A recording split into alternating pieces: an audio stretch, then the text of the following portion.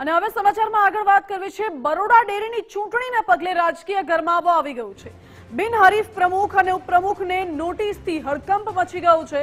ધારાસભ્ય કેતન ઇનામદારનું નોટિસ અંગે મોટું નિવેદન। ધારાસભ્યે કહ્યું છે કે 76(2) હેઠળ જિંદગીભર ન છૂટાય તેવી જોગવાઈ છે અને કુલદીપસિંહ રાવલજી પર કેતન ઇનામદારે પ્રહારો કર્યા છે। શાબ્દિક પ્રહાર કરતા કહ્યું કે 17 વર્ષ ડિરેક્ટર રહ્યા છો છતાંય પેટ નથી ભરાતું। મારા પરિવારમાંથી કોઈ ડેરીની ચૂંટણી નહીં લડે અને સહકાર વિભાગે પ્રમુખ અને ઉપપ્રમુખને નોટિસ આપી છે।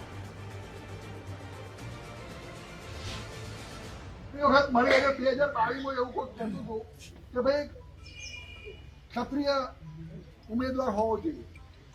હું તો આજે તમને કહું છું, તો હત્યા નહીં લડવાનું તમારે આજે એક જાહેર કરું કે 2009 થી 2024 સુધી 17 વર્ષ થયા। હવે સમાજના કોકને તો આગળ આવવા લબર મૂછ્યો છે। 17 વર્ષ સુધી પેટ નહીં ભરાતું। તમારા ભાઈ તો 13 વર્ષે એવું બોલે હું નહીં લડું એમ। ક્યાં કોઈને તાકાત બોલાવો છે ચૂંટણી નહીં લડવું એવું કહેવાની। હું આજે તમને કહું કે મારે ચૂંટણીને હાર જીતને કોઈ મતલબ નહીં, મને ધારાસભ્ય પદનું મહત્વ નહીં। હું ધારાસભ્ય ના હોઉં ને તો તમારા દિલમાં કાયમ રહેવાનું। ધારાસભ્ય અત્યારે નારાજ હોય તેવું લાગે છે। અમારી સાથે અમારા એસોસિએટ એડિટર ધર્મેશ વૈદ્ય જોડાઈ ગયા છે। ધર્મેશ, બરોડા ડેરીની ચૂંટણીને લઈને પહેલાથી જ રાજકીય ગરમાવો જોવા મળી રહ્યો હતો। કુલદીપસિંહ રાવલજી અને સામે ધારાસભ્ય કેતન ઇનામદાર, અને હવે તો કેતન ઇનામદારે કહી દીધું છે કે મારા પરિવારમાંથી પણ હવે કોઈ ડેરીની ચૂંટણી નહીં લડે। ચોખ્ખી નારાજગી જોવા મળે છે। માનસી, આ એપિસોડ તો છેલ્લા 6 મહિનાથી ભજવાય છે। ચૂંટણીની પૂર્વે આ ગુજરાતના રાજકારણમાં સહકારી ક્ષેત્રે બરોડાની ડેરીમાં જે જૂથવાદ હતો અને એ પણ એક જ પક્ષના હોય એટલે મેન્ડેટની પણ એક મૂંઝવણ ઊભી થઈ હતી। જો કે જે મેન્ડેટ છે એ આવ્યા, પરંતુ કેતન ઇનામદાર નારાજ હોય એવું જોવા મળી રહ્યું છે। અને સૌથી મહત્વની વાત એ છે કે એમણે કીધું કે હું ચૂંટણી જીતવા કે હારવા માટે હું કે મારો પરિવાર અમે કોઈ આ બાબતે ખેવના રાખતા નથી અને અમે ચૂંટણી લડવા માટે પણ તૈયાર નથી। આ શબ્દ પણ એક સૂચિતાર્થ થઈ રહ્યો છે। એનો મતલબ એવો છે કે બરોડા ડેરીની ચૂંટણી જાહેર થતા અને જે કાર્યવાહી શરૂ થઈ છે, આજે પક્ષે કંઈક મેન્ડેટ પણ આપ્યા છે, પણ એક વાત નક્કી છે કે ભાજપમાં જે મોટા માથાના જૂથ છે એ આંતરિક રીતે ગજગરાની રીતે લડી રહ્યા છે। એને કારણે કદાચ એમણે જે આક્ષેપ મૂક્યા છે કે પ્રમુખ ઉપપ્રમુખને નોટિસ ઇસ્યુ થઈ છે, એ ચૂંટણી લડી પણ ન શકે, આવા આક્ષેપ પણ કેતન ઇનામદાર દ્વારા થઈ રહ્યા છે।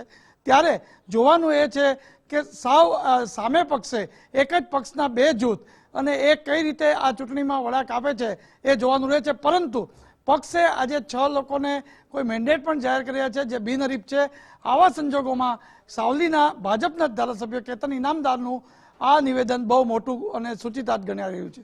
જી ધર્મેશ, બિલકુલ આ વચ્ચે તેમને 2027ની ચૂંટણીને લઈને પણ સંકેત આપી દીધા છે। અત્યારે તો કહ્યું છે કે મારા પરિવારમાંથી પણ ડેરીની ચૂંટણી કોઈ નહીં લડે અને તેમની બાઇટ પણ હમણાં આપણે સાંભળી કહ્યું કે મને ચૂંટણીનો કે મને ધારાસભ્ય પદની પણ એવી કોઈ મોહ માયા નથી। એટલે 27ની ચૂંટણીને લઈને શું સંકેત આપી રહ્યા છે તે? હા માનસી, એને જે વાત કરી એ સહકારી ક્ષેત્રની ચૂંટણીની વાત કરી, પણ સાથોસાથ સૌથી મહત્વની વાત એ છે કે એણે કીધું 2027ની ચૂંટણીમાં પણ મારે ચૂંટણી નથી લડવી, આવું પણ એમને એકરાર કર્યો। ટૂંકમાં ચૂંટણી માટે અમે નથી રાજકારણમાં આવતા કે સહકારી જગતમાં આવતા। આપણી સાથે વિજય દેસાઈ છે, જેને કહેવાય કે બરોડા ડેરીની ચૂંટણીનું રાજકારણ તો 6 મહિનાથી ચાલતું હતું, પણ જ્યારે ચૂંટણી હવે કાર્યવાહી શરૂ થઈ ત્યારે કેતન ઇનામદાર અલિપ્ત રહે છે અને આક્ષેપો થઈ રહ્યા છે। પ્રમુખ ઉપપ્રમુખ શું કહેશો? અહીંયા બે મોટી વાત છે। એક તો ચૂંટણી માટે મેન્ડેટ અપાઈ ગયા છે, પ્રમુખ ઉપપ્રમુખ બિનહરીફ પણ ચૂંટાઈ આવ્યા છે। પરિસ્થિતિની અંદર રાજ્યના સહકાર વિભાગે જે 76(2) હેઠળ નોટિસ આપી તેની અંદર આપણી ભાષામાં કહીએ તો ભ્રષ્ટાચારના આરોપ સાથે સહકાર વિભાગે સજાગતા દર્શાવીને એ પણ ચૂંટણી ટાણે એટલા માટે જે આંતરિક રાજકારણ છે જેમાં પક્ષનું આંતરિક સહકારી રાજકારણ પણ છે, તેની સામે જે વિપક્ષ છે એ વિપક્ષને પણ અત્યારે એક મોકો મળ્યો છે કે ડેરીની ચૂંટણીની અંદર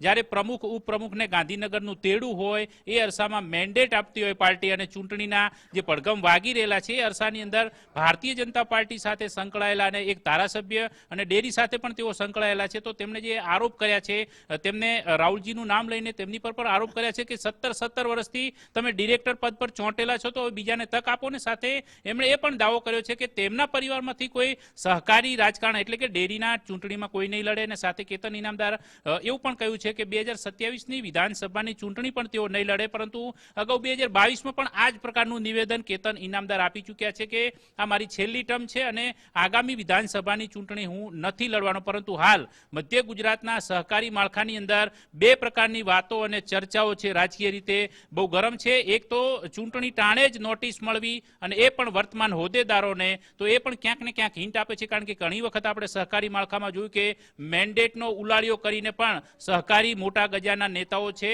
એ પાર્ટીના નિયમોને ઘોળીને પી ગયા હતા. તો એ અરસાની અંદર હવે આ નોટિસ કોઈ કારણભૂત બનશે કે કેમ વર્તમાન પ્રમુખ ઉપપ્રમુખને, એ પણ જોવાનું રહેશે. વિજયભાઈ, મેન્ડેટની વાત કરીએ તો ઇફકો વાળી આપણે યાદ આવે.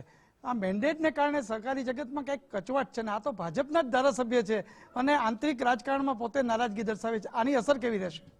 આની અસર અત્યારે જોઈએ તો ટૂંક સમયમાં સ્થાનિક સ્વરાજની પણ ચૂંટણી આવવાની છે અને સહકારી નેતાઓનો સ્થાનિક લેવલે જોઈએ તો જે પ્રકારનો એક દબદબો હોય છે, કારણ કે ડિરેક્ટર જે વિસ્તારમાંથી ચૂંટાય છે તો એ ડેરીના પ્રતિનિધિ તરીકે, કારણ કે ડેરી એ ગ્રામીણ અર્થતંત્રનું એક મહત્વનું પરિબળ છે અને તેની સાથે સંકળાયેલા લોકો મતદારો પણ હોય છે. જે સ્થાનિક સ્વરાજની ચૂંટણી હોય, સહકારી ચૂંટણી હોય કે વિધાનસભાની હોય, એ તમામ ચૂંટણીઓ સાથે મતદાતા તરીકે પોતાની ભૂમિકા ભજવે છે. તો એ અરસાની અંદર સહકારી નેતાનું એક વજૂદ પણ હોય છે. અને જો એ સહકારી માળખા અંતર્ગત મેન્ડેટ પ્રથાથી ઘણા સમયથી આપણે જોઈએ છે કે ઘણી બધી મોટી સહકારી સંસ્થાઓમાં મેન્ડેટનો ઉલાળ્યો કરવામાં આવ્યો.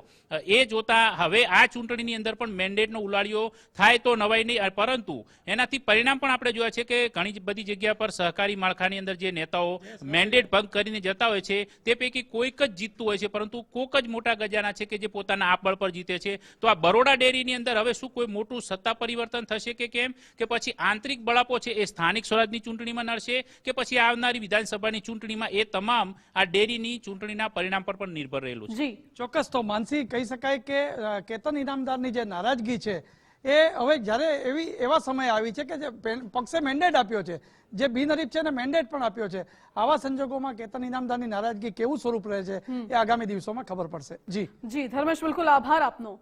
એટલે આગામી સમય પર હવે નિર્ભર કરે છે કે માહોલ કેવો રહેશે, કારણ કે સ્થાનિક સ્વરાજની ચૂંટણી પણ નજીક છે અને પછી 27ની વિધાનસભા ચૂંટણી પણ છે.